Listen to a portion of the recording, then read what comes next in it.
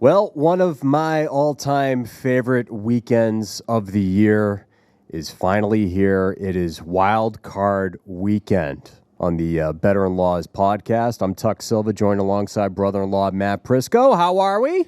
I'm doing well, Tuck. Thank you. How are you? Good. I'm doing okay. I instantly regret buying this iced coffee from Starbucks because I almost shat my pants. I was going to say, you got to already run to the old restroom? Guess how much this was? Oh, that's grande. I don't know what you get. How many words? I'll tell you what it is. How many words? It's an oat milk shaken espresso. Like, fuck me, it's oat milk, whatever. Yeah. But I love oat milk in my coffee. Okay. Squeeze of hazelnut. Here we go. 15-word coffee. Go ahead. Yep. That's it. Oh, okay. That's not terrible. All right. So I'm going to guess $5.25. $6.58 fucking cents. Oh, listen, you want to drink the oat for milk? That. You want to drink the oat milk? That's an extra 50 cents. Upcharge. I mean, what the hell? Starbucks got nothing. I feel like I was talking to Hurley about this before the show. I feel like if I got this in the suburbs, it would be like $1.50 less, right? Yeah. Did I just get the Boston surcharge there? Possible. I do go to Starbucks every day, and I hate myself every day, but I get a venti iced coffee. It's unbelievable. And it's over $5 now. It's crazy. It's crazy. Anyways, I need a little caffeine fix, but I was like, holy shit, $6.58? Are you shitting me? Yeah, you got to hit your bets to pay for Starbucks these days. So well, that we did last week. Why don't you give us a quick recap of the old Week 18? Both of us above 500, right? No, I had a bad week. I was 2 and 3. That's a you thing. 2 and 3. Yeah, it was on me. You were 3 and 2. I was 2 and 3. Go ahead.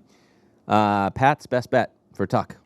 No dice. Tuck. I was watching that game, hilarious. And I'm like, of course, Bill Belichick would lose to the Jets because Tuck made this his best. No, you know what? I was watching the game. I was like, I'm a fucking idiot. I should have took best bet under. Because there was no chance. We were making fun of it. Yeah. It was just like, what's the point total? 13, and what was the final score? It was 20 points, right? Yeah, something. 17 to 3, wasn't it? Yeah. I should have pounded the under for that, and I just thought that it was going to be Belichick's last game at Gillette, and he was going to beat the Jets, and I fell too in love with the concept, and I had my Patriots hat on for that one, and I instantly regretted it. Well, they did the right thing and lost the game for draft position. Now they have the 3rd overall pick, but unfortunately the loss there for you. But you did rattle off a couple other winners here. You had on Saturday, first game of the week, Steelers-Ravens under. Yeah, that was easy. 36.5, never in doubt.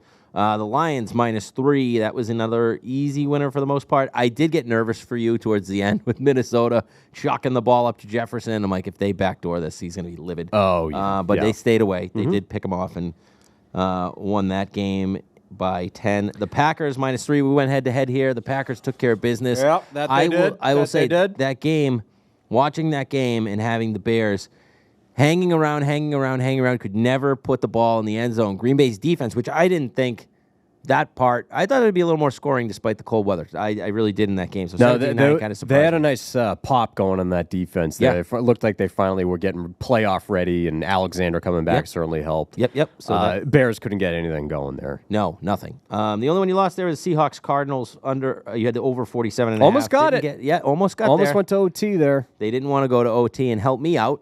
They realized they were out because the Packers game finished first, and Seattle just had a -2.5, thinking they needed to win. Would win. They did win, but just by a point, going for 2 there. So that was one of my losses. But a recap for you: 3 and 2 on the week there.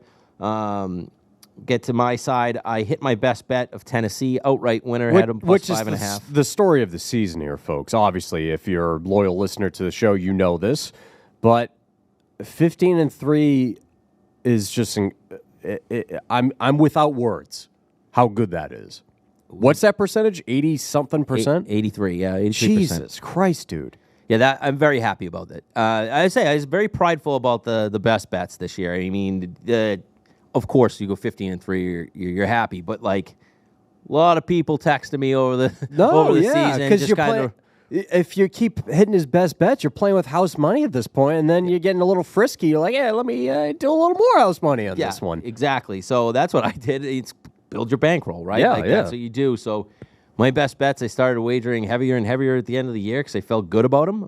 Worked out well for me. So hopefully keep that continuing through the playoffs. Now, we had the very brief conversation, and I can throw this out here on the podcast, but for the playoffs, just eliminating my best bet because it's hilarious and it's dog shit now. But I feel like that might fuck up the mojo. Yeah, you're playing best bet. Yeah. Listen, I think that your best bet has become such an attraction to this podcast, and I don't want to take away from that, but I also don't want to mess up the mojo. So we're playing it. We'll play it. I like your best bet. I'm not going to feel good about it. I like your best bet this week. I'll say that. I left it off my card because it was your best bet, but I did bet it already, and all right, good. I'm in. So good. I think you have full agreement and support on my side. Just to finish recap quickly here. Yeah. I did have the Chicago one and the Seattle. We talked about those. Those are 2 losses. Excuse me. Dallas -13 winner. I had Miami, who outplayed Buffalo all night Sunday night and still could not do anything on offense. I've never seen Tyreek Hill drop more passes in a game. Frustrating watch because they, even as limited as Miami is with the injuries, they made Josh Allen play a real shit game and still couldn't do it. So 21-14 Buffalo winner there, did not cover the 3. So 2 and 3 for me on the year. Now, Tuck. Well, before we move on, we do want to mention the fact that we did clean up on the Bills winning the AFC East, which you gave out about 6 weeks ago, something like that. Yeah. When they first started hitting their groove. So hats off to you for that. Thank you. And just as a side note, I hit the Cowboys to win the NFC East, which I placed in August. I had that one as well. Yeah. So that was a nice future we hit there. I think that was the only other future I played. Well, we still have the Super Bowl matchups that you gave out. 49ers, Bills. Josh Allen's not going to win MVP, but it was still worth a sprinkle. I think he's going to finish second, though. Yeah, I wouldn't be surprised at that. It's either Allen or Purdy, I'd say, in terms of second. Yeah, I think so. Because obviously it's going to be Lamar. Maybe Dak. Yeah. They're going to drop Purdy big time because he had a real shit game against Baltimore. And then he didn't play Week 18, obviously. Yeah. All right, so I'm sorry, what were you going to say? No, just to give full regular season recap, this is actually insane. Your overall record was 48-40-1, 55%. Which is good. 55%. I'll talk about this in 1 second. My overall record, 48-39-2. So that's insane. Identical. Half game difference, a push, if you will. Both 55%. So when you're talking gambling, let's talk about this for a minute. What's called an even season with gambling, you have to hit like between 52-53%. It's like 52 and change to basically break even. That's because all bets -110, -115, all that, the juice and stuff. So based on a playing of -110, 52-53%. That's your break-even price. 55, you're doing well. You're winning. That's the goal. That's the floor minimum. That's what we hit. Obviously, we'd like to be a little bit higher, 57, 58%. If you're in the 60s, that's a very, very good season. You're talking like professional bettors, like they want to hit 60% and don't always. 60 is a tough number. So kudos to you if you did that. But 55% I'm happy with. I'd like to get a little higher. I'm fine with it, yeah. Let's get hot in the playoffs, and we'll keep track of the playoffs separate, but we'll combine it at the end and give you a total. Yeah. So we'll do a separate playoff standings, and we'll combine it overall at the end of the year. Love it. All right. So typically what we do is that we would go through our likes, go through the rest, and then give out our best bet. So let's save our best bet for last. Yeah. But why don't we just run through each game and then give out a like? I like that. Based on that, just because there's only 6 games here, kind of returning to the old format. Yeah, I like that, if you will. Here, I will say just to mention with the playoff format, guys. Obviously, we're going to give one less like on the show. So basically, we have 3 likes and a best bet each for you this week. There's just not as many games, so we try to give you guys good advice why we're betting the games, the way we're betting it. Just because these games are on does not mean you have to bet it. I know this is one of those things when we talk about preaching bankroll management. If you don't feel strongly about a side, don't bet it just because it's on. But I think we got some angles in between us, Tuck. I don't think we have many double likes here on the show, so that's we'll be giving you a lot.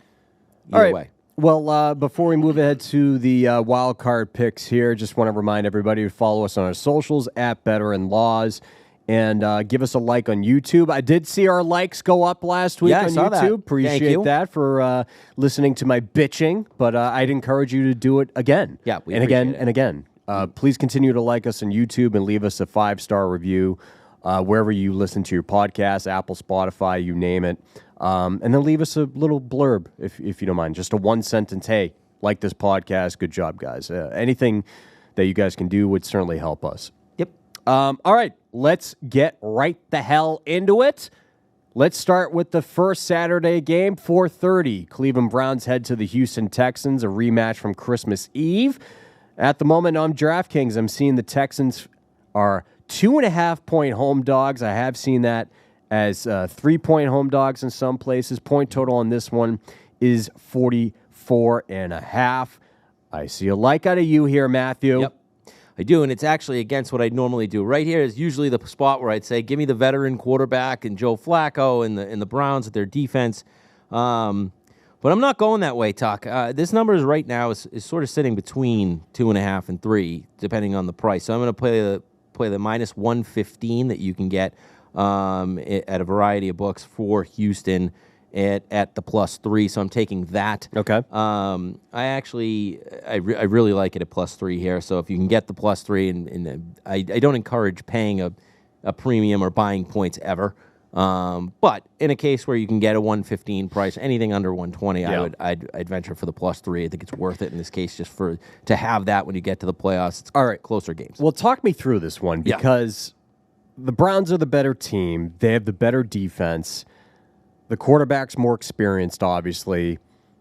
I was leaning Browns here on this one. No pick for me out of this one, but I love this Texans team. Love the fact that they're home dogs. So walk me through this. Yeah, usually my rule of thumb is fade the young quarterback. Happy to get there. In general, Houston's a year or two ahead of where they expect it to be, in my opinion, right? I think definitely. I think Houston being in the playoffs, dream scenario. Winning that division was just as much about the Jags choking down the stretch than it was about Houston getting hot. But look, 10-7.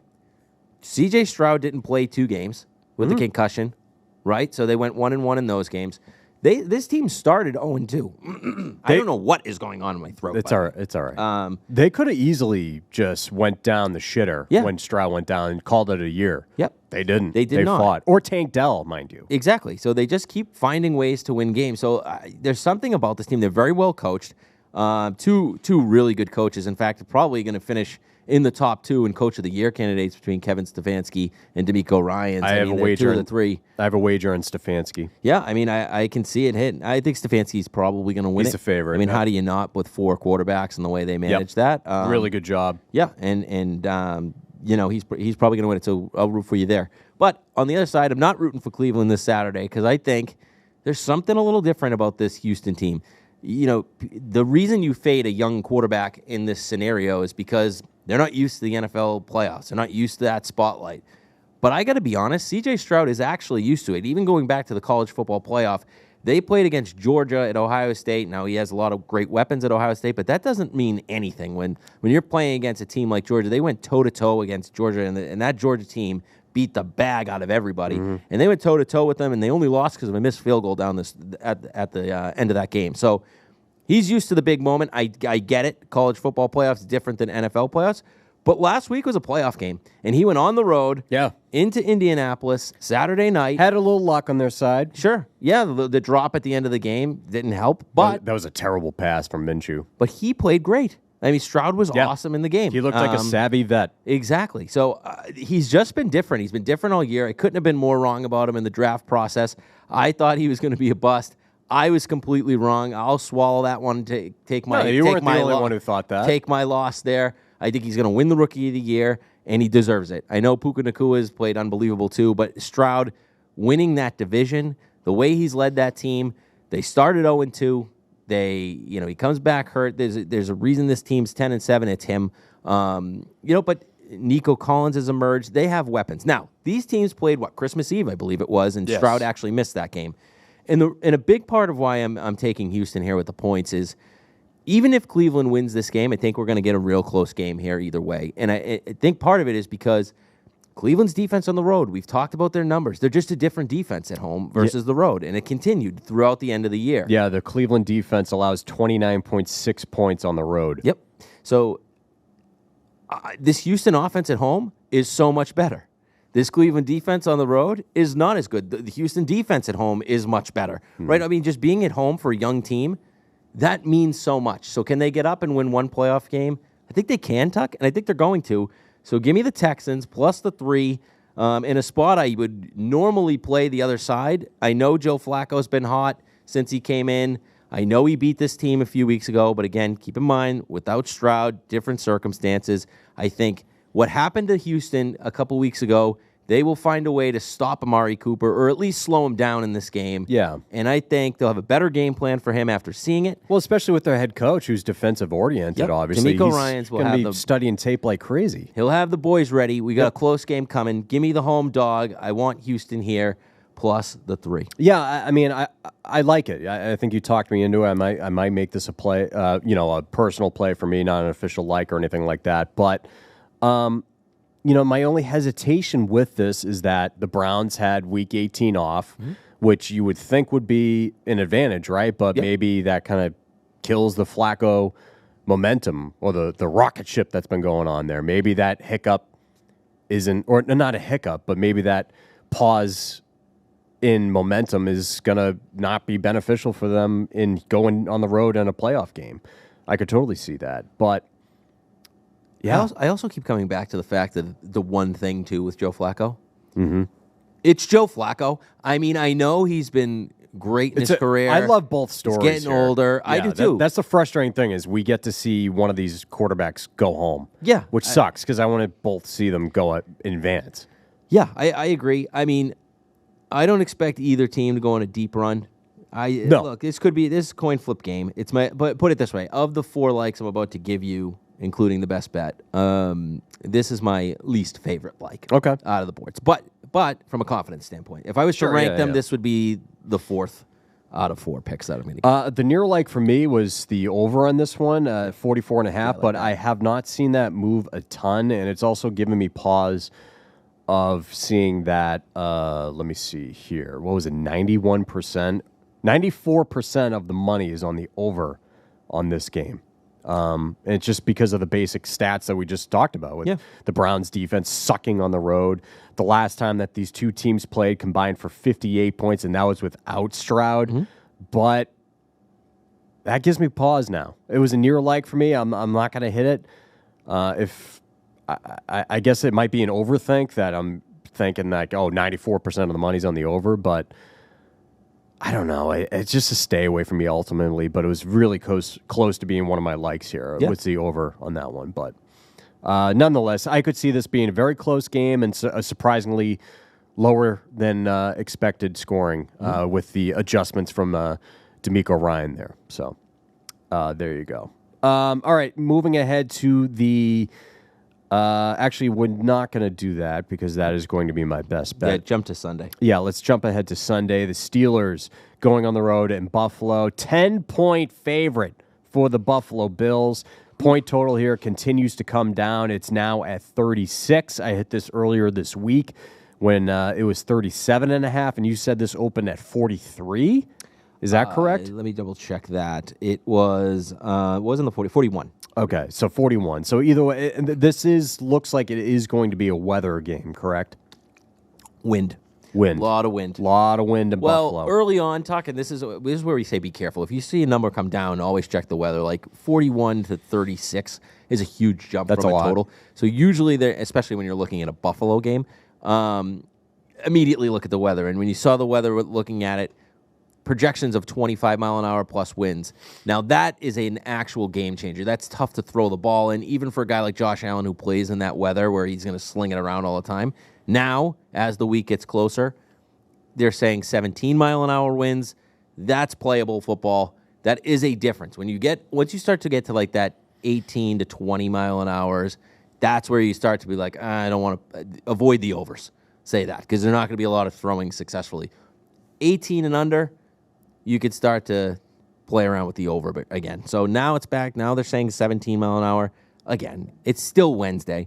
It's too far out to tell me the exact wind, but just keep an eye on it when you're betting the total in this game. Well, I have my first like here. I think that this is too many points for the Buffalo Bills. Give me the Steelers to cover plus 10. It still feels like throughout the stretch with Buffalo, right, how they've finally turned the corner and they're winning games and they're the 2 seed, right? Yeah. Yeah, incredible comeback here. But doesn't it feel like during the stretch that they're still trying to figure shit out? Yeah, they're not. They've not since the Dallas. They should have lost to Miami, honestly. When they buried Dallas, that was the best they've looked. Yes, that was my best bet that week. Now the Miami game, we just talked about it. It's like they kept trying. Then they kept trying to give the game away. It felt like they couldn't put them away, and they should have. I mean, Miami couldn't do anything on offense. So the Bills' defense has gotten healthier. And since they've made the offensive coordinator change, they're become a run-first team. And, yes. But although James Cook did have a couple bumps on the road later in the season, but still more effective run game since that offensive coordinator change. Yes. Yeah. The theme for this Buffalo Bills team all season has been that they've just played down to their competition, and when they have a legit opponent, that's when they show up. I don't think that they're going to consider the Steelers team to be a legit opponent, and I think it's going to fall into the category of playing down to their competition. The Bills, they're 0-8 against the spread in their last 8 games as a double-digit favorite. Most recent memory was the one in L.A. with the Chargers. I think there were 13.5-point favorites there. They almost lost that game, almost gave it away, playing down to their competition. The Steelers, they're 9-4 against the spread as an underdog. Now, T.J. Watt is out. I think he's already been ruled out for this one. He is out. Yeah. He was. I forget what the injury was, but he left. Something to it was do a with knee. his knee. Okay, yeah. Didn't look great, whatever it was. MCL. But you're seeing that Minkah Fitzpatrick most likely will be back for the Steelers. Yeah, he's trending that he's going to play in this game. Okay, so that's some much needed added leadership with the void of T.J. Watt there. There's obviously no replacing T.J. Watt, but if I can get Minkah Fitzpatrick in that secondary, that's going to help. Yep. It's certainly going to help. Gabe Davis is banged up. I know he's one of the more frustrating, inconsistent wideouts, but he's a guy that can explode. I don't know what his status is going to be for this. 10 points is too many, and with a point total of 36, you don't think the Steelers can keep that within 10 points? Because I do. I do. It's Mike Tomlin. It's Mike Tomlin at the end of the game. I think they're going to keep this closer than 10. It's as simple as that. Remember last year, by the way, the Skylar Thompson-led Dolphins almost beat the Buffalo Bills? Yep. 15-point favorites the Bills were last year, and they won by 3. Yeah. They won by 3 points against Skylar Thompson. I remember that. Yep, you're right. You're absolutely right. And I'll say this, it's to your point. They had like potential look-aligns on certain books, like DraftKings last week, giving out like what the number would be in a scenario they play that you could bet. The number was 7.5. So when you're giving 2.5 points for a defensive player, it's just as good as T.J. Watt is. That's insane. I'll give you one thing I like about your side, and I'll give you one thing I don't like. I don't have a play in this game. The one thing I don't like, start there, is that the Steelers are just straight up 1-9 without T.J. Watt in the last 10 games. Like he is that good on defense. They have other pass rushers that get to the quarterback. We're gonna find out real quick about how much that's because T.J. Watt's on the field and maybe takes up a guy or two. So if they can get the pass rusher really like this, the thing I like about your side is Josh Allen just can't stop turning the ball over. No. And in crucial moments, too. Red zone turnovers, like 10 points backing that. I think the Bills are going to win this game. You wonder if there's going to be nerves in front of the home crowd and the playoffs now. And they've heard it all year in terms of their inconsistent play. So I wouldn't shock me if there's a little hesitation or nerves in front of their home crowd. Yeah, I agree. And look, the pressure's all on the Bills here. It sure is. Like this is free roll for the Pittsburgh Steelers. Mason Rudolph, 3-0. They snuck into the playoffs. 3-0. Let's call it what it is. Yeah, they did. 3-0 under Rudolph, and he's looked good. Yeah. It's going to be an interesting game. The wind's going to be such a key factor in this game, and I hate that it's just teetering because you want to take a side based on it, but it's still too early for me. I'll say this, 10's a big number. 10's huge. 10 in the playoffs. And the other thing to mention, you do see playoff blowouts here and there. I'm not saying that doesn't happen, but to cover double digits in the postseason is not an easy feat. No. I mean, you're leaving a large back door open at 10. And I feel like that the Steelers and Najee Harris have finally figured it out over the ladder. He's starting to look good. Yeah, he looks like a legit back now. It took him 16 weeks or whatever the fuck. Well, 3 years. But still, yeah. 2 years, But still, 3 years. He looks like a force in that backfield. Mixing him with Jalen Warren, I think they can grind some clock. They're a good 1-2 punch. Keep the Bills' offense off the field. I think that's going to be the game plan there. So Steelers plus 10. It wouldn't shock me, by the way, if this moved to like 10.5, 11 by Sunday or Saturday, whatever what is it, Sunday? Yeah, Sunday. This one's Sunday. Yeah, it wouldn't shock me if it moved again. Can I just say one last thing on this game? Yeah. It's interesting the way the schedule came out. They don't usually do this. I don't know if this was intentional or not, but this game's the last of the AFC games to go. So let's say Kansas City wins on Saturday night. Buffalo knows that.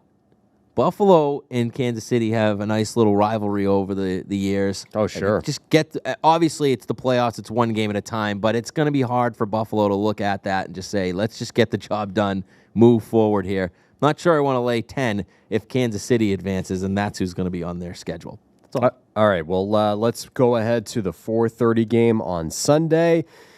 We have the Packers going on the road in Dallas. Very tough place to play, obviously. Cowboys are 8-0 at home this season, which has never been done before, I think. Yeah. Something like that.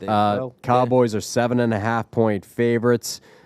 This moved to 7.5. I think it was on Monday. I hit this on Sunday when it was 7, just an initial sprinkle. Point total on this one is 50.5, and we get a like out of you here. Sure do. Too many points. Give me the Packers plus 7.5. Look, I think the Packers match up pretty well with Dallas, and I know Dallas, I think, is going to win the game, and I think Green Bay could be in a scenario where they're happy to be there because this is another team who, look, I don't think many teams had them in the postseason. I have to call this out. One of my our favorite friends of the show, Felix Martinetti, my good friend, is calling me during the recording. He knows I record with you on Wednesdays. Why is he calling you? He probably wants to predict the games with me. He likes to call me after and tell me who I bet, and then he's completely wrong. Pick it up. Should we pick it up? I missed it. Right. Good guy. Felix, thanks for being a loyal listener. Had to mention that on the show. I'll call you after. All right. Packers plus 7.5. I just think, like I said, I think they match up well. They're playing well. They're playing hot. I know Dallas is they're on a roll at home. But again, on a roll at home, we saw them against teams like Seattle go down to the wire. Who's a better team, Green Bay or Seattle? I'll take the Packers all day the way they're playing. When Aaron Jones is healthy, this Packers offense is just more well-rounded. Yeah. The Cowboys love to get pressure on you.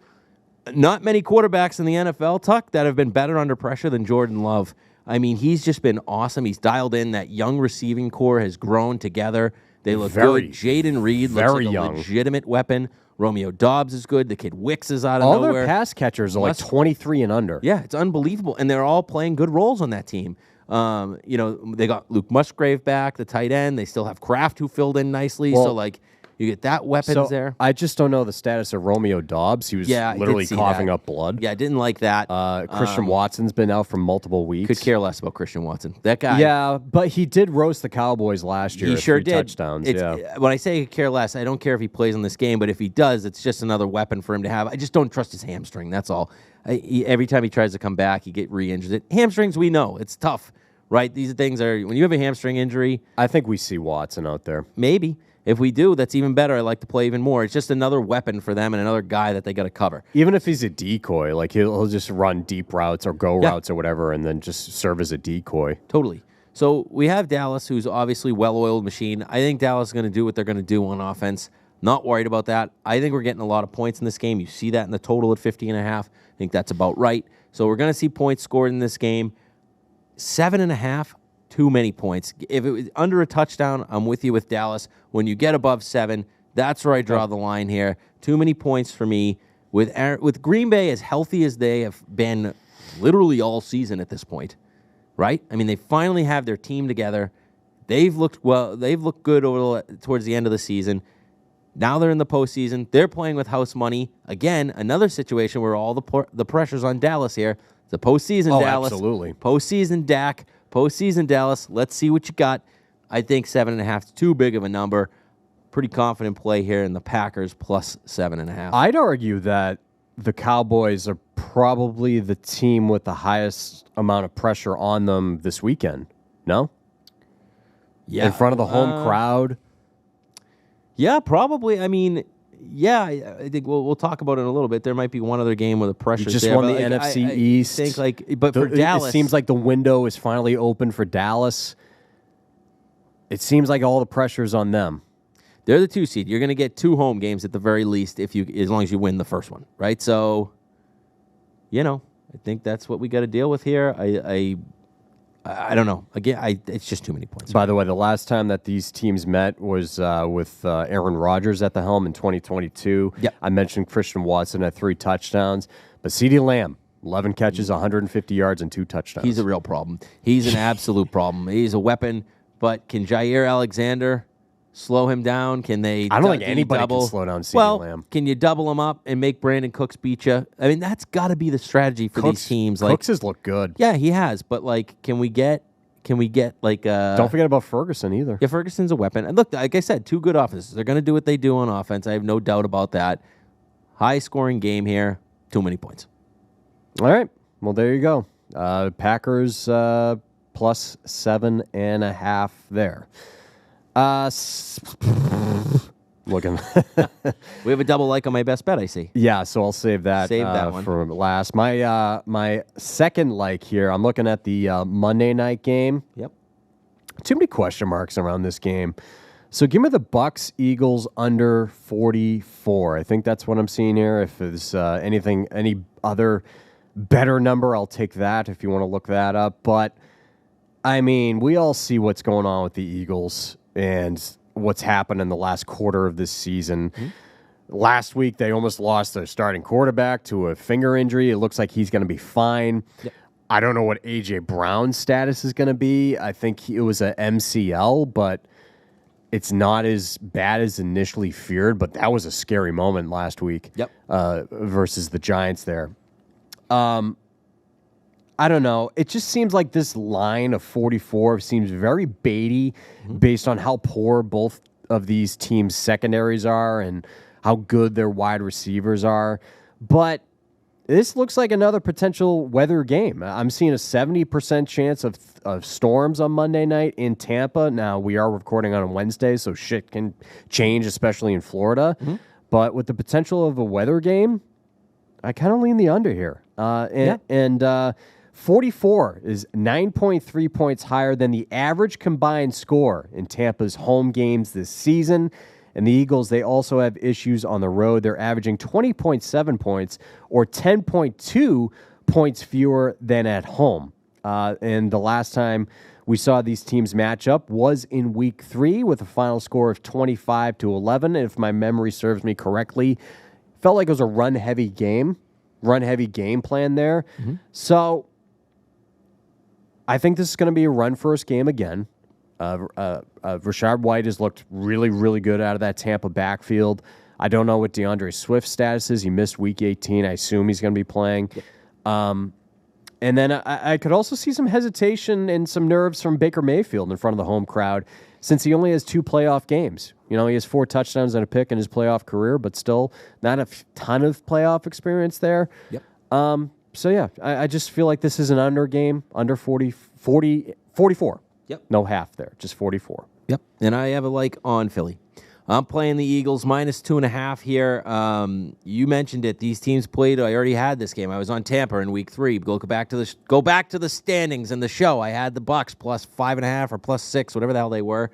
They didn't cover it. So I've already watched this game on Monday Night Football. So we get to watch it again. Now, you mentioned Jalen Hurts and A.J. Brown. Yep, Jalen Hurts dislocated his finger. He's playing. I don't care what anybody says. A.J. Brown, now that one's a different one. He sprained his knee. We'll see. Oh, and by the way, Devonta Smith, he's been very banged up. Devonta Smith's banged up. The Eagles are banged up. Their defense is terrible. Why do you like this? Well, guess what else is flying under the radar? You know who else is banged up? Baker Mayfield. Did you see any of that game on Sunday? He was limping around. He's all banged up. And a banged-up Baker Mayfield's a bigger problem to me than even if A.J. Brown has to miss this game, I still think the Eagles can win this game because what we saw in that game in Week 3 was the Bucs could not, for the life of them, stop DeAndre Swift in that game. They actually shut down Jalen Hurts, came up with a couple of interceptions a couple of times when the Eagles were going to put that game away. So even then, with a much healthier Bucs D, they still couldn't stop the run. I do expect a run-first game plan, and I expect the Eagles to win this game. Everyone loves the Bucs. Everyone you talk to, the Eagles, they suck. They're terrible. Look at them, and they are. They're correct. It's true. It's terrible. It's true, though. But, yeah, I tend to agree with you. If I can get Philly under a field goal, hell yeah. And you can do it. It's still a much better team than the Bucs. It's just a matter of can they overcome all the challenges they've seen over the last few weeks of the season. Yep. It's a valid question, yes, but the smart bettor should lean Philly here. FanDuel right now, you can get Philly minus 2.5. And what do you think of 3, though? Still like it. Obviously, 2.5. You'd much rather, obviously, that. But I think the Eagles are going to win this game by a touchdown or more. I know their defenses looked horrendous. I know. I've watched them. I've bet on them a few times. It's not been pretty. They feel like they're broken since the 49ers when they played that game. They were 10-1. Hard to imagine they won 11 games. And, but at the end of the day, it's a different season now. And I think they don't need to be 100% healthy to beat Tampa, who is just the king of the NFC South dumpster ass fire division. Like, don't care. Like, Tampa's not impressive to me. Yes, I faded them and Baker's beat my head in, so maybe I'm doing it again. But you know what? As a 49ers fan, good. Tampa wants to go in that game. Philly out. I'm fine with that.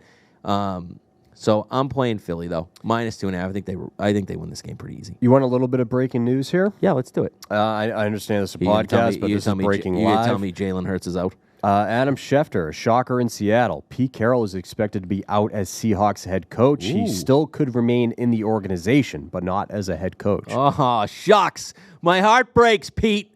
My heart breaks, you prick. Sorry, Niners fan. Hate Pete Carroll. Go chew your gum elsewhere, pal. We're sick of your rah-rah attitude on the sideline. Maybe he was like...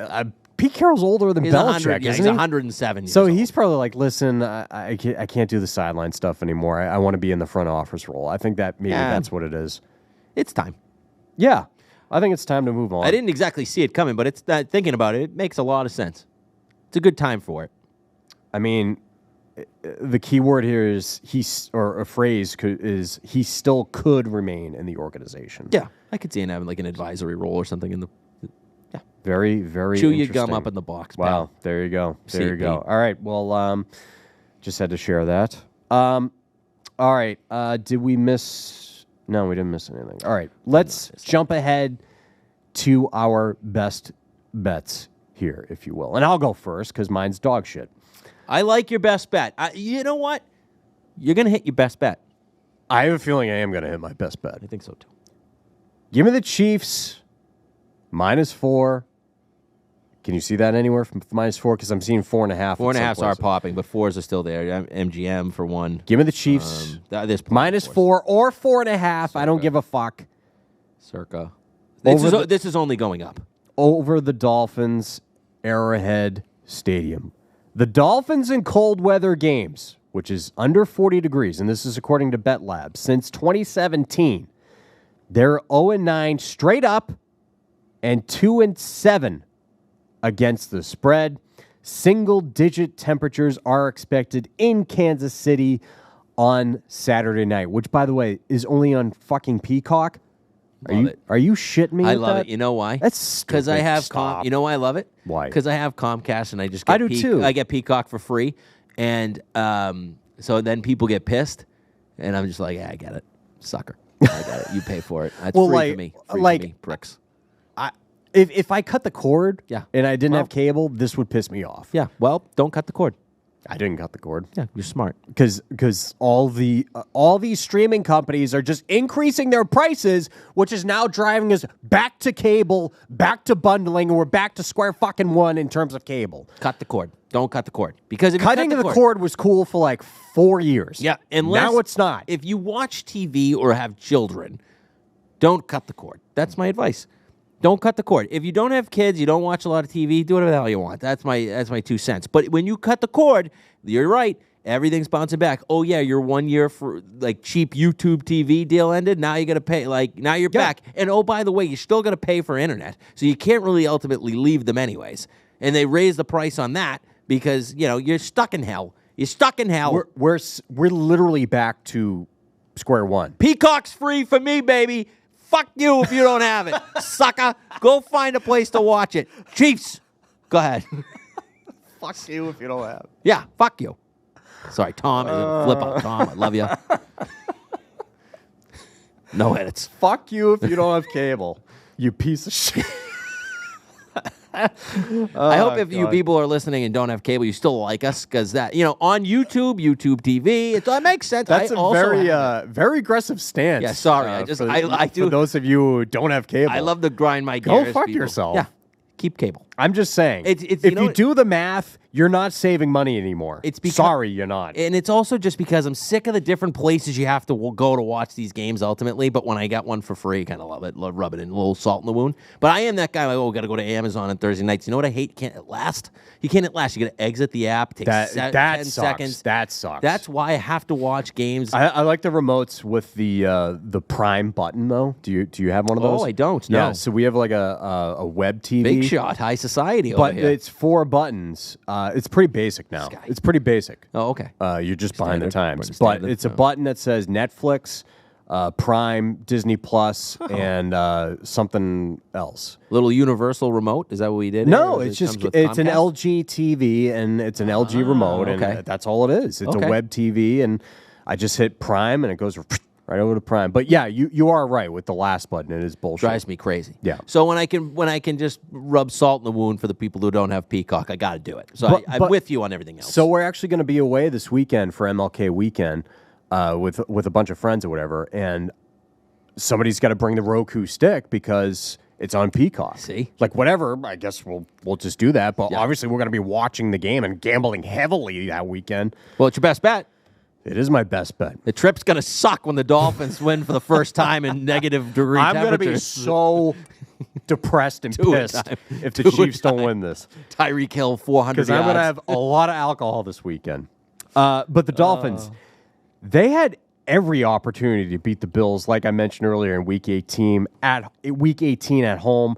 They had every opportunity to win the AFC East. They didn't. The only team that the Dolphins have beat that's a legit opponent this year is who? Dallas. The Dallas Cowboys, and that happened in the final minute of play. I like where this Dolphins organization is headed. I like them. I like the Texans. Arrow is pointing very much up for both of these franchises. Love Mike McDaniel, but this team right now is just too banged up late in the year. A lot of bad luck, it seems like. Bradley Chubb is done for the year. I don't know what Xavier Howard's status is. He's missed the last couple of weeks. I don't know if he's going to be playing. Raheem Mostert and Jalen Waddle are banged up. Don't know what their status is going to be. I'm going with the playoff experience here with the coach and the quarterback. I'm taking the team that rested all of their legit starters in Week 18 and the Kansas City Chiefs, aside from Chris Jones getting his incentive sack there, which gave it to you. We gave that out. Yep, gave that out. Well, we didn't do a proper review. Let's talk about that because DeAndre Hopkins was money. Yeah, he was, yeah. And Derrick Henry, too. Henry, yeah. Who knows Tyreek Hill more than Andy Reid? Who? They're going to game plan very easily for Tyreek Hill. This one shocked me for this. It was a 10-point victory for the Chiefs, honestly. Mm-hmm. This line's going to continue to go up. Yeah, this ain't coming down. This is probably going to move to like 5.5, I would guess, by Saturday night. That's just my hunch. Yeah. Give me the Kansas City Chiefs. You can still get it -4. I'm fine with 4.5. Best bet. Tuck's best bet. Do not fade this one because it's going to fucking hit. I agree. I already played it too, but I didn't give it out on the show just to give out different games. But I'm God Almighty. I look at this line on paper. If you don't look at anything else, it's just this is where I really want to hit Miami, but I can't do it. I can't. It's going to be 2 has never played in a game under 30 degrees, and it's going to be 0 with a wind chill of -10. In That's Arrowhead. cold, and you're Miami. In Arrowhead. In Arrowhead. Where yeah, right. every fan is going to be lubed the fuck up. That place is going to be bumping. Yep. The NFL did this team absolutely no favors, although Miami didn't do themselves any favors because they could have been the 2 seed. It's all on them. They could have been the 2 seed. It is what it is. But they played Sunday night, now have Saturday, short week against a team that's well rested. Cold, cold, cold. Any team in the history of Miami sports that has to play outdoors, we're talking from a football perspective, obviously, going to the cold just doesn't do well. You can even look at college football, right? Like we had one of my biggest plays in college football bowl season was when Miami had to play Rutgers in New York. And I just played Rutgers plus money because it's cold and Rutgers wins outright. Like it's just what happens. These teams are just not acclimated to go there. 2 has never played in cold weather like to this degree. And it's just a difference maker. These guys are going to be cold. And the way Isaiah Pacheco runs, you think you want to tackle that maniac? I'm throwing in this weather. I'm throwing Pacheco in all my daily fantasy. 100%. I think he's going to go bananas. He's the guy. I mean, he's their offense. Yeah. It's the reason I was thinking about like I really want to take Miami. I can't do it. I bet the Chiefs. I went against my number said Chiefs -2, but that doesn't include like the scenario here of the cold. But it's just such a difference maker for these teams. These teams played earlier in the year in London and Kansas City won. I think Miami's going to get Waddle back. It's funny. They signed Justin Houston, Bruce Irvin, and Malik Reed, all pass rushers. They're going to come in and play valuable snaps. The Dolphins are just so banged up. I think they just hit the end of the road for them. Great season for them. They're fading down the stretch with all their injuries. They'll be back, but it's not happening. Pat Mahomes at home, playoffs. Yeah. Weather's right, perfect for them. It's just a terrible luck for the Dolphins. You know what? You know what? I had an interesting thought on the walk over here. I was just thinking of like the Dolphins offseason. Mm-hmm. You know, it'd be a perfect ad for that offense. Derrick Henry. Yeah. Derrick Henry and Devon A-Chain and Raheem Mostert's probably going to go elsewhere. It was just a 1-year deal, right? Oh boy, that would be would be a phenomenal ad. Yeah, I mean, it'd be good for these types of games. This is the game you want Derrick Henry for. And I think that's what they're going to learn. They're going to try and run the ball against this Chiefs defense, and it's not going to work out. They're going to have to. That's the key to the whole game. Can they get the run game going? They're going to have to. I will say this. Mostert, even though he's in Miami, came from San Francisco, he's played in some cold playoff games, and he's done well. So it's a matter of can they get Raheem Mostert going? He should be back for this one. He was not playing in Sunday night's game against the Bills. So a lot of ifs here, but I lean your way. Bet that way. Sal Gesimondo, folks. Sal is the is that Sal? GM. Come on in, Sal. Come on. We're going to Best Bets. Come on. No, just come on in. I don't even know if he can get in. We're probably locked out. Oh, yeah. Come on in. Is this Sal? This is Sal. Pull up a seat live. Hurley, we have extra headphones. Go, these headphones over there. Throw it on. We don't have a microphone. You can come right in. This is Sal. Look at this. This is live YouTube. Heard a lot about you. Yeah. Well, you know, I just gave his best bet. It's my turn. You came right in for the best bet. Your best bet? Yeah. You going to play it live? Well, why don't you tell our audience who Sal is? Sal, in case, by the way. I told Sal he's got to come on the show, promote some tavern in the square. He is the general manager or manager? What's your official title? To put that one out there. Sorry, regional director. Regional director. Also star of episode 14, I think it was for you, week 14. It was at the Niners. Shout out Niners. Yes, Sal always backs my best bets. We love him. And just a class guy. We'll give you free drinks if you go into Tavern in the Square. So it's just ask for Sal and say Prisco sent you. It's courtesy. My name's Buddy Costa. I work at Big Yeah, there you go. Perfect. So Sal's here, just guest speaker for my best bet, I guess. Talk. This is literally perfect timing. It's unbelievable. We just wrapped Tucker's best bet, and now we're going to my best bet, last bet. Do you want to hear my dog shit best bet? What am I fading? I was on the Chiefs. -4. I mean, I don't see a world where the Chiefs don't Into roll. the mic. I don't see a world where the Chiefs don't roll in right? this game. Right? I mean, not to curse you anymore. It's going to hit. It's going to hit. Listen, he hit 5 of them, so this could be 6. I hit 5. He hit 5. It's not like he hit 10 0. less than Matt. It's okay. So can I ask a question before you go into your best bet? Yep. Are you guys covering the entire card and then Yes. your best? Oh, so you already covered the card. Oh yeah. Okay. All right. Do you want to stick around for the best bet, or you want to? Or you?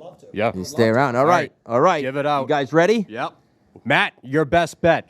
Can you go to 16-3 on the year? We're going to try, Duck. We're going to try, and we're going to the NFC. It is the Rams traveling to Detroit, and we're backing the NFC West L.A. Rams plus 3.5 here. I think they're going to win this game outright. Sorry, Dan Campbell. I sprinkled money line, by the way. Did you? I like that play. So here's the scenario for me, Tuck. Sean McVay, as an underdog, is 21-16-2 ATS, so not terrible, but not through the roof. Did you see the video that Matt Stafford put out to No, the Detroit? I didn't. Okay, put out a 10-minute video that had me sobbing for the most part. It's just like very appreciative of Detroit, talking about how this is going to be an emotional game for him. We have Stafford-Goff trade in this game. This is going to be awesome. The storylines in this game are awesome. Incredible. You have McVay and Goff too, obviously. Yep, McVay, Goff. We have a lot of storylines here, but push comes to shove. Jared Goff was pissed. Stafford was thankful. And can Goff? A big part of this for me is, can Goff contain that anger that he's got towards this game? I feel like he's going to come out trying to light the world on fire, and it just might be a problem. Where Stafford, I think, is emotionally taking it all in, knows it's going to be emotional, but he's a pro. He's been through this. He's won a Super Bowl since it. He's thankful for it, and I think he wants to go in, and I think he's going to want to win. Both teams want to obviously win this game. It's a playoff game, but also I think the extra motivation for both quarterbacks, but where are they putting it, right? I think Goff's going to come in angry. I think Stafford coming in grateful. Stafford having more experience now, playing with that Rams team in the postseason, as opposed to Goff to be his first postseason game with the Lions, even though he made the Super Bowl. I know that with the Rams. The Rams have just been on fire. They lost one game in the last 6, and that was against Baltimore in a game they ultimately should have won. That's also the last time I lost my best bet. Thanks, Ravens. So that said, this team's playing as well as anyone, and as a 49ers fan, it's the one team that scares me in the NFC is the Rams. Yeah. Just because as much as the 49ers have kind of owned the Rams, throw last week out because nobody played on either team, this team just, they're clicking. Cooper Kupp, back healthy. Nakua's been unbelievable. Kyron Williams running the ball. Like, there's weapons on weapons. On the flip side, Detroit. Demarcus Robinson, by the way, has become a weapon over the past couple of weeks, too. 100%. They got 2 tight ends with Higbee and Allen that can move the ball. They're not studs, but the kid Allen's actually better than Higbee, in my opinion, at this point. But Sam Laporta playing in Week 18 for absolutely no reason and getting hurt is just an absolute story here. I don't know if he plays. He's not playing. He's got a knee injury. He's not playing. They haven't ruled it out. Yeah, well, we'll see. He's not playing. This reminds me of Travis Kelce getting hurt in the preseason, and then he was, statistically speaking, the best tight end in football offensively, as far as offensive metrics go. Sure, that is huge in a game like this for a guy like Jared Goff. Also, they have Khalif Raymond out there returning punts. He's limping off the field. I know he's probably going to play in the game, but Dan Campbell, dude, they didn't have to play their starters last week. No reason. The odds of Dallas and Philly both losing and you moving up to the 2 seed was ridiculous to play all your guys. It's just stupid. I mean, how many times, and I love Dan Campbell, but how many times are we going to see his aggressive play and aggressive nature bite him in the ass, bite his team in the ass? And that's what you saw in Week 18 again. Yeah. So, and I think that he's going to be overly aggressive in this game too, and I think that McVay is going to outsmart him. Yep, I agree. So, I sprinkled money line. I played 3.5. 3.5 being key here. You can still get that plenty of spots. It is moving towards 3 in multiple spots. I do like 3. Okay. Below 3, I'm not as confident, but we're still playing it. Sprinkle, like I said, I think they win the game outright. But 3.5 is the best bet number. Just to be very clear here, it's key. A lot of points in this one, too. It's a total of 51.5, and I think we're probably going over it if I had to lean one way. And this is my third as well. Yes. I just wanted to add that. This was a near best bet for me as well. The Lions, they have a good running game, but that's the Rams' defensive strength. And the Rams have a good running game, but that's the Lions' defensive strength. Yep. So this is going to be shootout written all over it. What's that, 50.5 right now? 51.5. I'd lean over. I just honestly. said the same thing. I think so. I think this is going to be I think this is going to be a legendary wild card game. I think we're going to field goal game either way. So if I'm getting 3.5, I have to take that. Yep. Yeah, I absolutely am on this side with you. Absolutely. Sal, we got to get you back in here, man. I'm I'm sorry, I'm not. Used No, to so this. you don't have headphones. Yeah. Headphones, Mike. I've always wanted to say this, by the way, long-time listener, first-time caller. So I'm happy I could break that out today for you guys. First-time waiver. You just waved in the fishbowl. Yeah, first-time waiver. Matt, I just want to say I've never actually loved any of your best bets more than this one, so that could be a bad thing. Yeah. I think it might have been you who said this or one of my buddies, but Dan Campbell could be the first coach to lose his job. I mean, everything that you said, Sam Laporta playing, everything that he did there, I think it was an idiot move, and I think there's two keys to that game is Sean McVay, Dan Campbell, and then the two QBs. And I think that if you look at that side of that game, who are you going to side with? The two with the experience and playing well, or Dan Campbell, who seems like he, pardon my language, blew his load, and here we are. That game against Dallas, I can't get over how stupid he was going for 2 from the 7-yard line. And I might have been on Dallas, but No, that was might dumb. have been That was rooting dumb. for OT. Honestly, it was one of the dumber plays But, like, of the what NFL are season. you doing? That's why I didn't feel bad with that. And then he's trying to trick the ref by sending 17 linemen at him. He's like, who's eligible? I don't fucking know. Dan Campbell, too much. You're too much. And if you start doing it in the playoffs, I think it's going to backfire again, pal. I got to give me McVay in this. I don't like Dan Campbell as a head coach. I know you do, Tuck. I think he's a good motivator for the guys. I think he's a terrific motivator, like, but it bites him in the ass. This situation, yeah. the hell away from me with it. I can't. Give me McVay all day. I hate saying that because little Elroy Jetson running around the sidelines. Frick. All right, well, let's just run through our recaps here for the weekend. Yeah, there goes one listen now that Sal's here. Yeah, I know. Giving Yeah, the you still have to recap. listen. You got to Yeah. listen. Now you got to hear yourself. No, yeah. It was great. It was great meeting you. We gotta get you in here, seriously. I love everything you guys do. Thank you very much. Thanks for Thanks, coming Sal. in. Thanks for visiting, coming in, brother. Sal. All right, man.